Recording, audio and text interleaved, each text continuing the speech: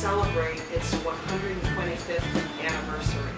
125 years ago, after Colonel Brooks passed away, his family began selling off his land and turning it into residential areas.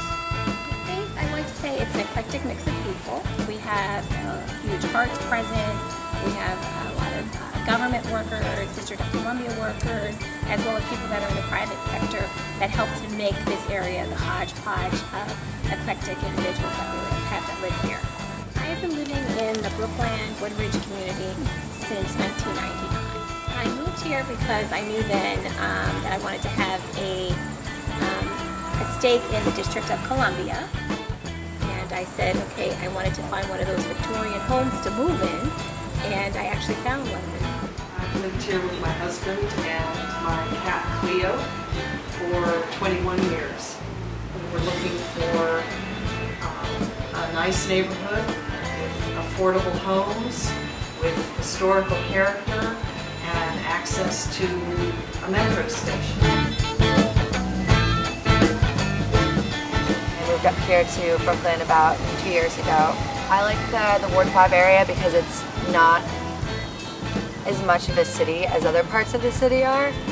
It's kind of like almost the suburbs of downtown.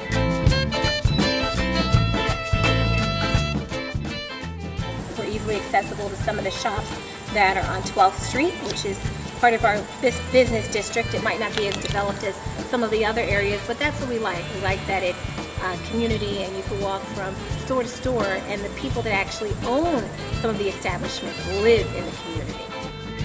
We have one of the best hardware stores in the city here in Brookland. It's like stepping back in a time warp. It's like, you know, a home-owned hardware store. It's not people in uniforms and the Home Depot. The owner and his staff know everything. They're the sweetest people ever. Like, I can go in there with a stupid question and they have no problem taking the time to answer it. And we like being able to go into a local coffee store. We like going into some of the local restaurants. We have San Antonio Grill. We have Bee Cafe. We have Mole. So there are a couple of restaurants that we like to be able to walk to. At one time, at the turn of the century, 12th Street was a thriving retail district. There was a movie theater there was a bakery there, a bookstore. We've seen some of that go away over time. There's an interest in bringing that back, but maintaining the small town, almost Main Street feel of Brookland. There's increasing interest in building new development in Brookland, particularly around the metro station. They're knocking down Colonel Brooks to put up a whole bunch of expensive apartments pretty much across from the metro. There's been some mixed reaction in our community about it, but I think overall I think it's going to be good. I think that that's really what we need right now, is a little bit more eateries, more places where we could sit down and dine. Brookland and the Edgewood community, we like to call it, kind of commingle with each other. You have people that have been in the Brookland community that have said, oh, I'm a true Brookland. And then you have people that said, oh, that our landmark would be, let's say, the Basilica. Things that include like Michigan Avenue, Catholic and Trinity are still in Brookland, in like my opinion. Lee Catholic University just provides a really beautiful campus to walk around.